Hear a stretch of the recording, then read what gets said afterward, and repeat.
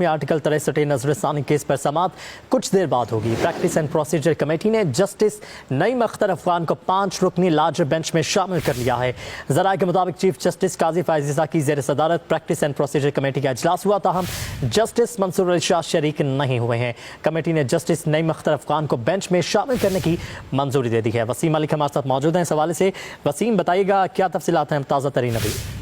देखिए, बिल्कुल मामला 63A में जो सुप्रीम कोर्ट ऑफ पाकिस्तान ने उस फैसले की तशरीह की थी, उसके खिलाफ जो नजरसानी की दरखास्तें हैं उसके ऊपर समाअत करने का मामला है।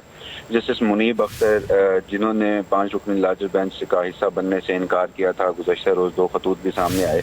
तो उसके बाद आज के रोज़ चीफ जस्टिस काजी फायजीसा की जानिब से प्रैक्टिस एंड प्रोसीजर कमेटी का इजलास बुलाया गया था। जस्टिस मंसूर अली शाह तो ताम शरीक नहीं हुए, मगर जस्टिस मुनीब अख्तर की जगह जस्टिस नईम अख्तर अफगान को 5 रुकनी लार्जर बेंच का हिस्सा बना दिया गया है और कॉज लिस्ट जो है वो रजिस्ट्रार ऑफिस की जानिब से जारी कर दी गई है।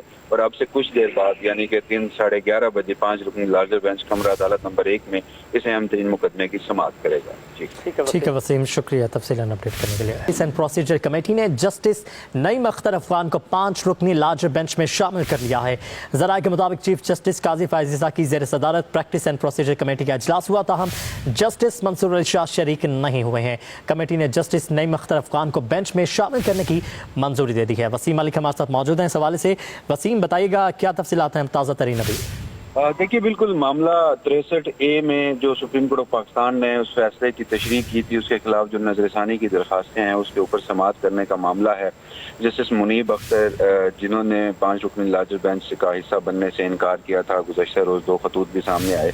तो उसके बाद आज के रोज़ चीफ जस्टिस काजी फायजीसा की जानिब से प्रैक्टिस एंड प्रोसीजर कमेटी का इजलास बुलाया गया था। जस्टिस मंसूर अली शाह तो ताम शरीक नहीं हुए, मगर जस्टिस मुनीब अख्तर की जगह जस्टिस नईम अख्तर अफगान को 5 रुकनी लार्जर बेंच का हिस्सा बना दिया गया है और कॉज लिस्ट जो है वो रजिस्ट्रार ऑफिस की जानिब से जारी कर दी गई है। और अब से कुछ देर बाद यानी कि 3 साढ़े 11 बजे 5 रुकनी लार्जर बेंच कमरा अदालत नंबर 1 में इस अहम तरीन मुकदमे की समाअत करेगा। ठीक है वसीम, शुक्रिया तफसीलन अपडेट करने के लिए। प्रैक्टिस एंड प्रोसीजर कमेटी ने जस्टिस नईम अख्तर अफगान को 5 रुकनी लार्जर बेंच में शामिल कर लिया है। जराये के मुताबिक चीफ जस्टिस काजी फायजीसा की जेर सदारत प्रैक्टिस एंड प्रोसीजर कमेटी का इजलास हुआ, ताहम जस्टिस मंसूर अली शाह शरीक नहीं हुए हैं।